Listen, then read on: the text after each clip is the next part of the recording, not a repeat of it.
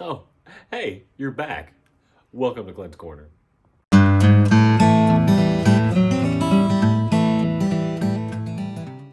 We started Clint's Corner because we couldn't meet in person at church. So once we started meeting back in person again, Clint's Corner kind of went away. But now that there's a few more cases in our area, a little bit more sickness, we're trying to take a few weeks off on the safe side to keep our church families safe. So we've come back to Clint's Corner for a couple of weeks.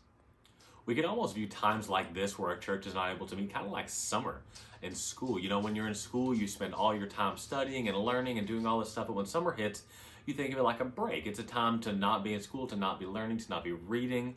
And after 2 months, what happens? We go back to school and we've forgotten so much of what we knew. We forgot how to keep and organize our backpacks. We forgot how to get into our routines and do things daily. So it's a struggle when this happens to get back into the routine of doing that because we've been out of it for so long.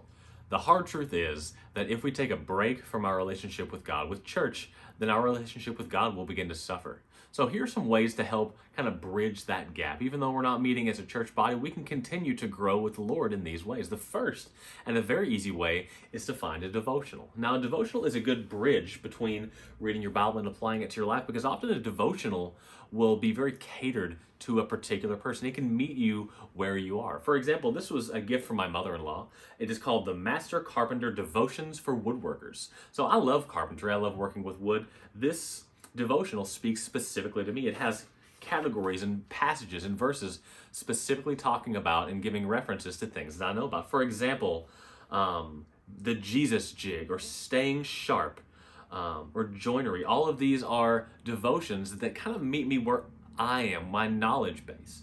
Now, my wife, for example, Anna, is a teacher. Her devotional that she likes to use is written and for teachers. So a lot of these apply to her not only at home, but in her classroom as well. So this devotional that she uses is great because it meets her exactly where she is. Another great way to maintain your relationship with God is not just to read your devotional, but to share what you're learning from it with others. Just the other day, I was reading my devotional and I found something that really spoke to me. And so I said, hey, Anna, listen to this. And I read it out loud and we were able to talk about what we think God was saying in that passage and through that quote. And so we were able to share in that experience together. So not just by reading your devotional, but by talking about it with your family and friends about what you're learning from the things that you're reading.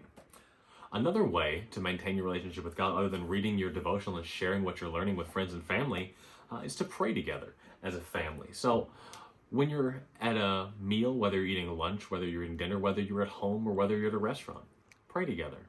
Hold hands and thank God for your meal and for all that He's blessed you with. Pray for your friends and family that are needing help.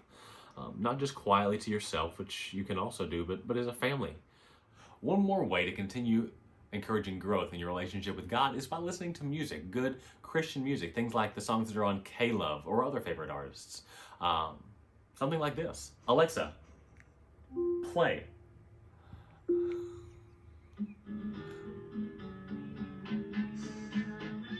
Well, it's time for me to get back to my devotional, but thanks for stopping by, Clint's Corner. What will people think when they